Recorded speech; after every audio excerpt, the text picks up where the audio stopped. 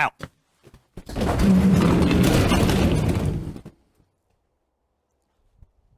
Ah,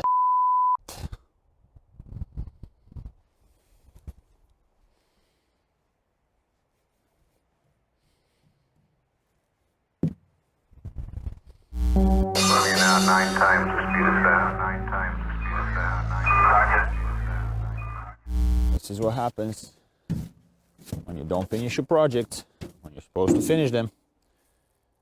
They end up sleeping outside, and then snow hits. And now, I have to start this diesel vehicle, which is not finished, at -10, so that you can bring it somewhere else so it doesn't sleep all winter out in the snow with its brand new rusted brakes and all of the work we did. Hey guys, welcome to the channel. My name is Emil and this is the W201 restoration project.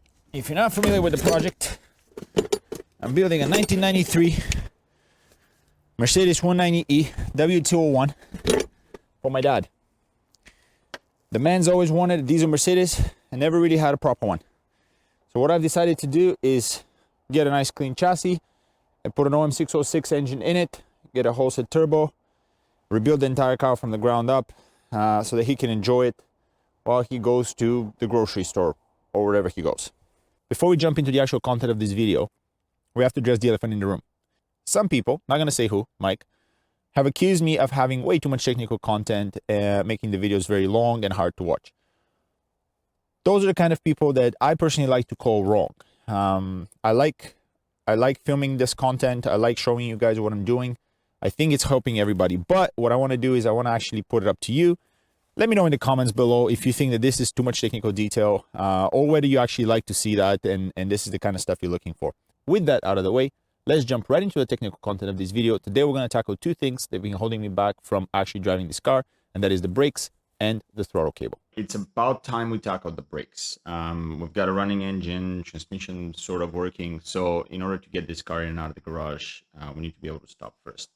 So my goal with upgrading these was to simply find better stock parts, so I don't have to go and source anything, custom or anything like that, anything expensive. And I wanted to be able to find stuff at the junkyard, so I had to kind of narrow it down. We'll talk about it in a quick second.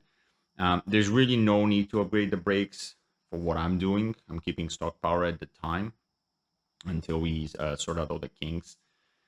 Maybe we'll go bigger pumps down the road. I don't know for now. But for now, this is a stock 603 pump. So at best, this engine is pushing 150 horsepower, something like that. But nonetheless, I was at the junkyard. I took a little trip. We flew the drone trying to find some cars. And we did. Now, the first time around, when I went over, I got myself a set of 4-piston Brembo front calipers off of a W220 Mercedes S-Class. All right, so this is like a 2003 S430 sort of thing.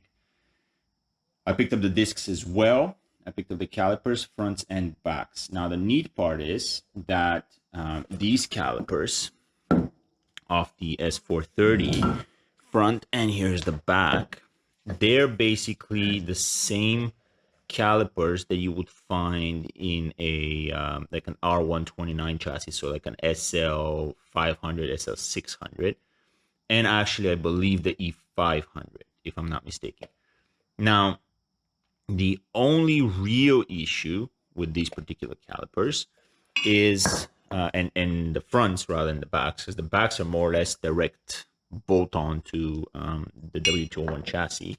We'll talk about that in a sec there, but the only real issue with these particular calipers is where the brake line comes in, right there. So the same caliper, by the way, this brake kit, if you were to buy it, aftermarket kind of thing, this goes for over $2,000. All right, this is the big 4-piston Brembo kit for the W201, W124 upgrade. This set, just the fronts, the two calipers and the discs and everything else, goes for about $2,000 if you were just to buy a Brembo upgrade. Whereas I got these calipers for about $20. So not an entirely bad deal to get going here. Exact same design. These are used on a ton of Mercedes. But like I said, on the W220, on the S430, the brake line inlet is right there. And when you put that on the car, unfortunately, that ends up pointing right into your knuckle here. Okay. So the exact same caliper on the R129 has the inlet, I believe, here at the top pointing up. Just like this. I'm sure you can Google that up, but anyways. Basically, all it is just a difference in the inlet. The exact same design, everything else is the same. The same mounting points, identical. To fix this problem, you're going to have to be a little bit creative. And this is kind of what I started doing here, which is basically making a custom brake line. You just go, the good thing is with a solid line here, you can basically do a nice sharp 90 without really worrying about it too much. You won't be able to do that with a flex line very easy. Like these things do not have that kind of radius. So if you're gonna mount these calipers, like I was going to, by the way, this was my initial plan, is to basically make a new line here, use a flex line at the end of that, and transition into my original point right there. That is until a second visit to the junkyard allowed me to find an ML500. So what is that? W163 chassis, ML500, which on the first glance uses the exact same caliper design. The only advantage of the ML500 brakes is the brake line inlet, which on the ML is actually a banjo. So pretty much the same spot. If we can put them next to each other, pretty much the exact same spot, but this guy's a banjo. So when I buy a new line and install it like this, I no longer have issues clearing up the knuckle behind it. So far, so good. So now we're switching over to the ML500 brakes. Super. Till I got them home and realized that the mounting of the two calipers is unfortunately different. This gets us to the question of actual fitment of these brakes. All right. So first things first, let's look at the discs. This is a 330 millimeter front rotor off of an SL, I believe, 500. I ended up getting them as a kit, fronts in the back. So I think this is an SL 500, SL 600. Don't quote me. There's a few different options for the brakes. If you just go to rockauto.com, you can try and figure it out. But these are 330 millimeters. These are the original W201 brakes, which are 260 mil. All right, so quite the upgrade. The mounting of the disc is the same. So as long as you get yourself the R129 discs, they mount the same in the knuckle. Everything else is fine. The offset is different because of how the calipers mount. And right off the bat, the W220 discs do not work. All right. So even though the W220 uses the right calipers, the discs are completely different in terms of offset. So you cannot actually make them work. So you got to get R129 parts to make this work. The only real modification that I had to do is I had to get rid of the dust shield behind. Fronts and backs, by the way, is the exact same situation. So that's the only real issue. So now we've got no dust shields, boom, direct bolt-on R129 discs. So now we got to get the calipers on. The W220 caliper mounts onto the back of the carrier. The original locations, the offset sort of away from the disc is fine. The problem is that the centering of the caliper on the disc is not ideal. And actually, if you just bolted it onto the carrier, you wouldn't be able to make it work. With the pads in, it goes in a little too further. So ultimately, you need a 7mm, that's what I measured, spacer to go between your caliper and the carrier. Okay, this is the offset difference that you've got for this caliper. I believe it's about the same on the back. With that, with 7mm spacer, the caliper is centered perfect on the disc. Okay, it is basically bang on. It's great. And at that point, that solves all of our braking problems. Except with that mount, 7mm spacer and everything else, I get a rubbing. I think you can probably even see it somewhere on here. I get the tire, the rim, starts rubbing on my caliper. It's just like 4mm too tight. So there's really not much I can do about that. I can try and put a spacer to bring the wheel out, because if I try and bring the caliper back in, then the caliper is not going to be centered. Anyways, the point is the mounting is actually fairly straightforward. So the only other thing to really consider is what I'm going to do with the brake lines. If I want to keep these calipers, which I think I basically have no choice because of the mounting bracket, then I have to more or less fabricate custom brake lines. Not a big deal. Just bend them up in place, fabricate them. That's all good. The issue I have with that is that by doing so, I end up having 1, 2, and then 3 connections that could possibly have leaks, and you have to fabricate the line. I think what I'm actually going to do, seeing as I already have these calipers and I kind of really want to use the ML calipers, I think what I'm actually doing is taking the back piston bracket, this guy, and actually swapping it over with this one.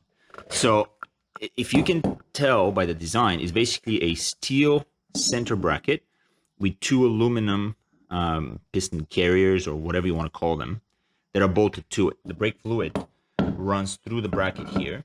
So it comes into here, goes through rubber seals, through the main bracket. This is where your drain is there, and goes into the other side. So I think what I'm going to do is I'm actually going to detach the back piston carrier and just swap it over with this one. Now, the neat part is that the fronts and the backs are basically the same between the 2 calipers. So if I wanted to, I could have easily swapped over both. So just basically detach them from the main bracket, just bolt on the other ones and go with it. Because I actually like the way these look a little bit better, I'm going to keep the front for now, just detach the back, swap it over, which allows me to then run the banjo with the new lines that I have, which are long enough on the ML, they're pretty long lines, so I can actually go straight into my original point on the brake line there. So that's the plan. 7mm spacers. I think what I'm going to end up doing actually is cutting a bracket out of the steel. This is the same steel that I used for my power steering brackets. I really like it. This is a very nice thick piece of metal. So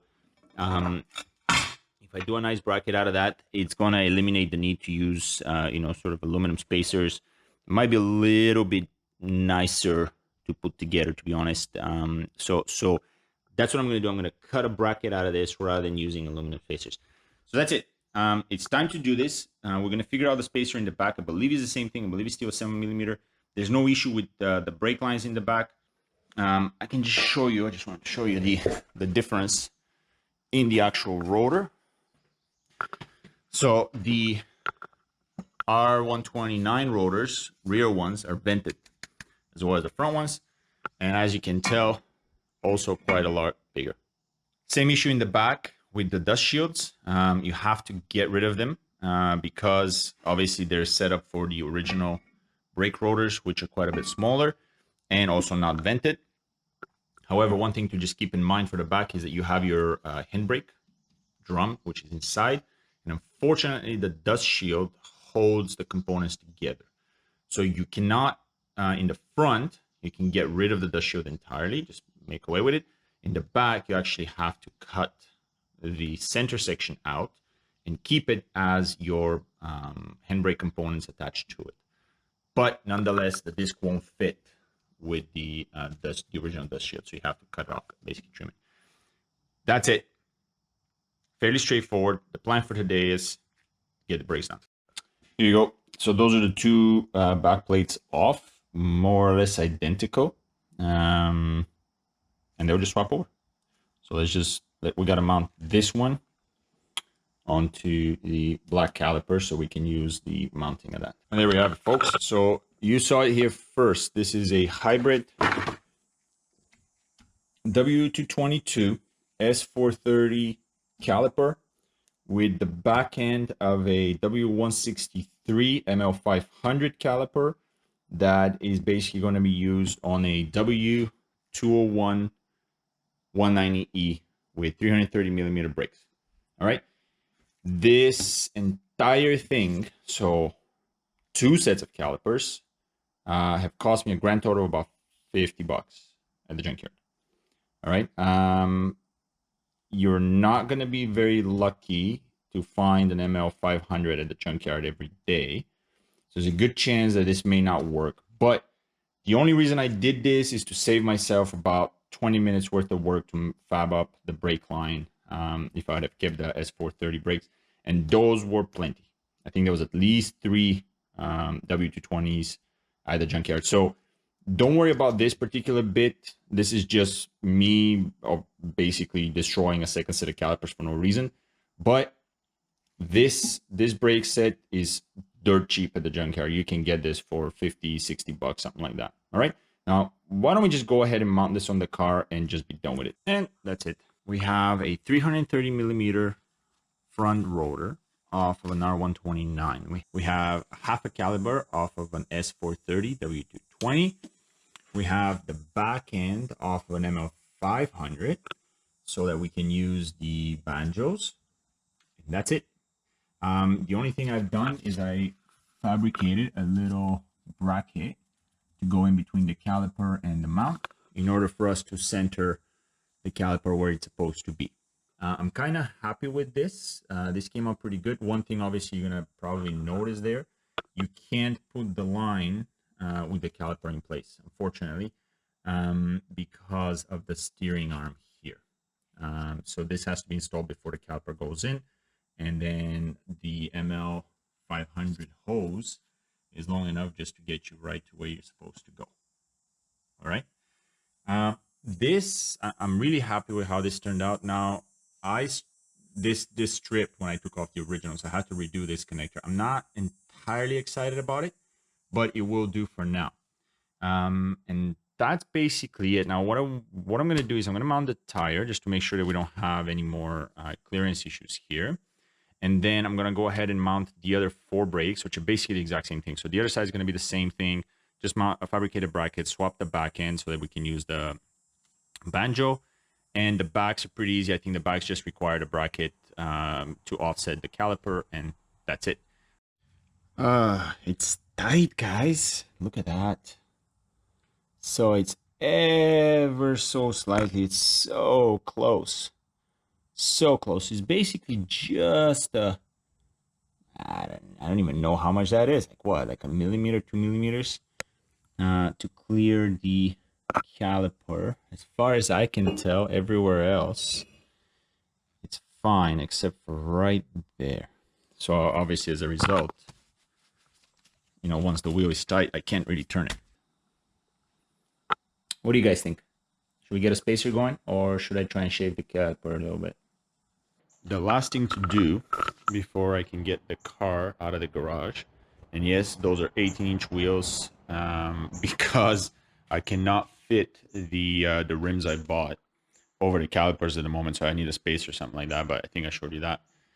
Car's off the jack, car's off the lift here, and we need to get it out today. Now, the last thing to do before we can do that, it starts, it runs, transmission works fine, but I have no throttle. So I'm having a hard time going in and out here, obviously, because you know, everything's been rebuilt, so it's a little hard. Like just at idle, it doesn't want to go back and forth. So what I need to do for the throttle is we need to come out from the stock pedal inside the car, come around here, and then hook up to the throttle linkage on the pump right there. Now we also have to do this with the Bolton cable, which is going to hook up at the bottom of the throttle linkage there. But I'm not going to worry about that today. Today, we need to get throttle on the pump so that I can get the car in and out. Now, if you have looked into this, you probably know most, if not all people, use the stock fuel cooler location here. You fab up a bracket, and you basically get the throttle cable coming around through here, hook up here, and then hook up to the pump. All right, now for the cables, what we need to do is we need to get a much longer cable than the stock. So this is the stock cable. There it is. Actually, it won't really work for us because neither of the two ends works, but it's too short. So the stock cable really only comes to about here. So it's about yay long. I think the throttle linkage is right about there somewhere. So it obviously doesn't do us any good to come all the way around. So we need a longer solution. Now, the easiest one I could find was a cable off a Volkswagen MK4. So this is like a Golf or Jetta 2-liter, like super simple and cheap. These are at the junkyard, like easy to find. I picked this up brand new from the dealer for 20 bucks, 20 Canadian there. So it was a pretty good price on the cable. Now you can buy pre-made solutions from say Diesel Pump UK, who have sort of standard throttle cables that you can use. But it's still not going to be 100% perfect because it's not going to be made for the specific car. So anyways, so what I've gone and done is basically picked up a MK4 cable, and you can see as far as lengths go, it is way longer, right? So this is about twice, if not more, twice the length of the stock cable. The problem is that neither of the two ends is really what I'm looking for. So on the one side here, we have to get a ball socket on in order to hook up to the pump. And on the other side, the throttle pedal linkage is also different. So this is the Volkswagen one versus the stock Mercedes one. Now, to fix the problem, I was thinking of a couple of different things, but the easiest, I think what we're going to end up doing, the easiest thing is basically cut the cable and then crimp on this end to it.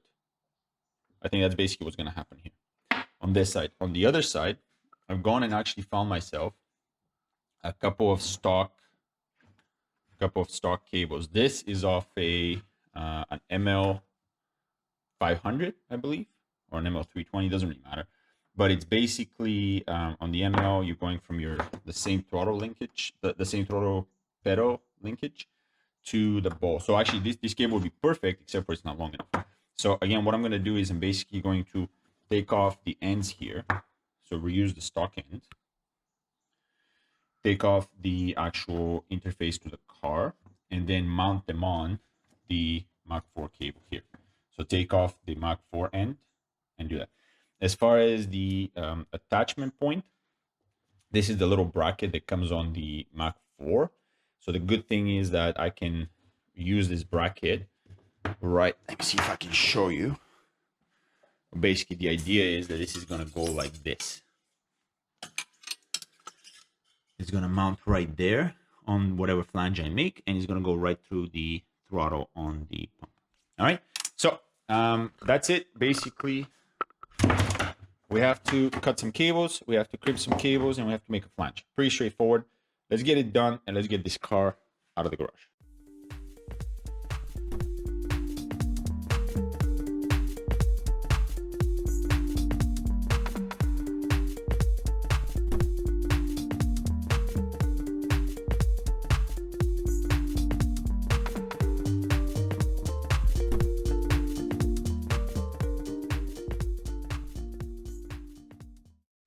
All right, and just to show you, so there's what we did is, as you saw, we cut the Volkswagen cable.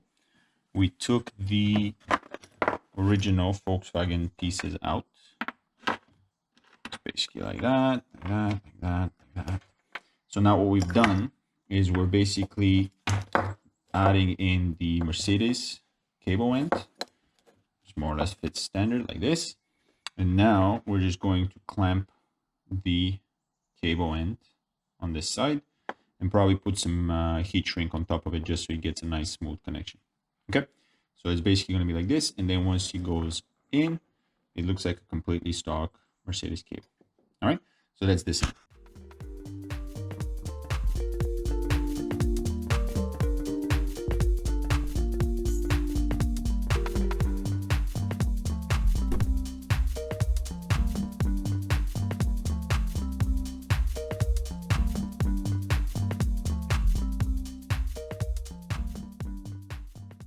I did the same thing on the other side of the cable. So basically took the ball off of another cable like I showed you and crimped it onto the Volkswagen cable. Now, if you have access to these somewhere, this would be easier, obviously. So you can get yourself a bow and just basically cut the cable wherever you need to and just crimp the bow on. That would be cleaner, but this is the next best thing.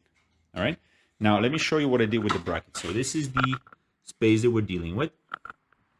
The common solution is to delete the fuel heater, cooler, whatever, and basically get a flange mate or buy a flange that fits this, delete it, put a flange on, and then have the cable attached to it. Now, to minimize the amount of work, I'm actually not gonna make a flange. I can, as maybe something that can be done later, but at this point, to minimize the amount of work, what I've done is just split the cooler. So I've taken out the actual fuel side of the equation, which is this plastic piece. And what we're left with is the sort of just radiator that just sits there.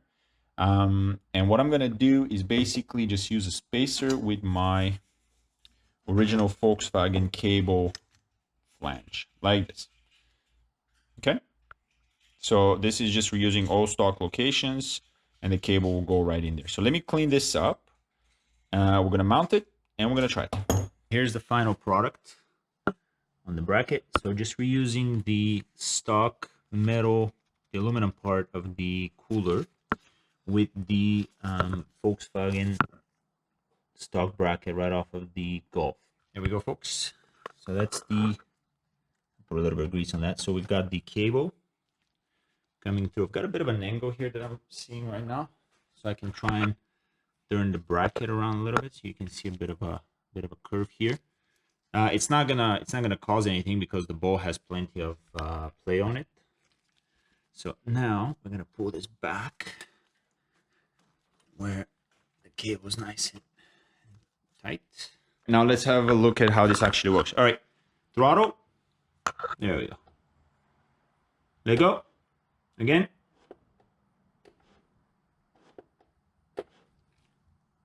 To the end. Okay.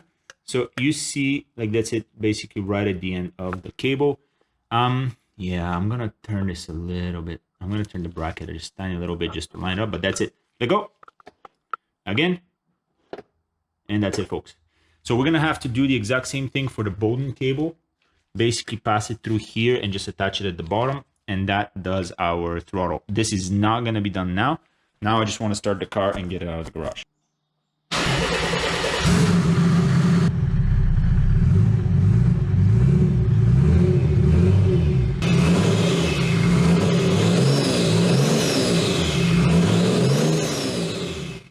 Well, we got it out of the garage, and now that it is December and it's still not finished, I need to get it back in a garage. Unfortunately, due to Project G-Lander taking the lift and all of my garage, we're gonna have to get this somewhere else. Now, because I ran out of garage space, I was able to scam my dad into moving, 5 houses down into my neighborhood here, and he got a double car garage.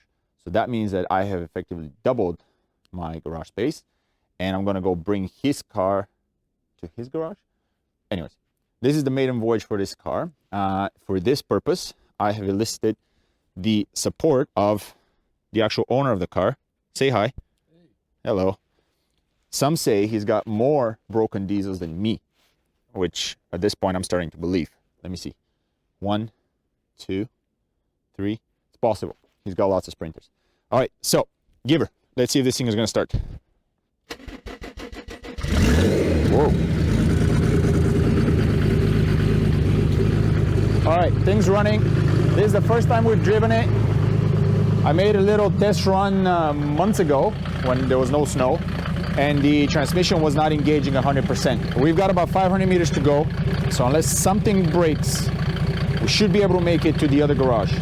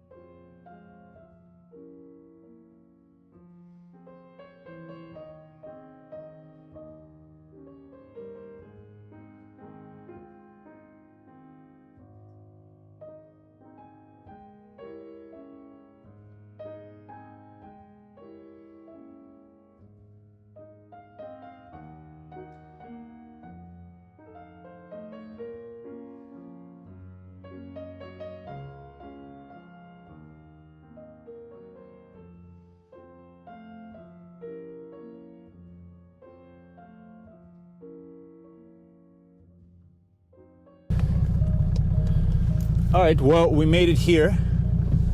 This thing spins a lot of tires, even without the transmission actually being engaged properly.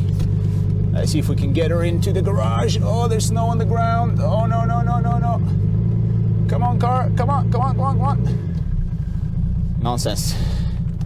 I put winter tires on it, but it's not really helping, is it?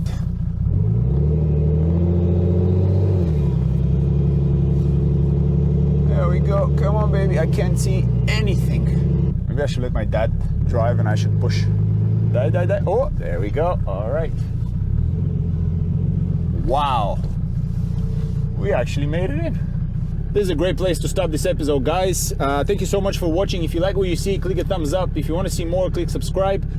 Quite a few things left to finish on this project that we're going to have to resume in 2022 because we are simply out of time. I have 3 dailies that I have to fix. I'm just not going to have the time to do that while working on this project. The stuff that's left to finish is fairly minor. We've got to adjust the engine, bring it down a little bit, close off the intercooler, put the headlights on, figure out why the transmission is not really engaging fully. But the rest of it is just really plug and play kind of stuff. There's really no custom work left to be done here. So hopefully early 2022, we're going to be able to drive this car out on the road. All right, this is it. Happy New Year if I don't see you later.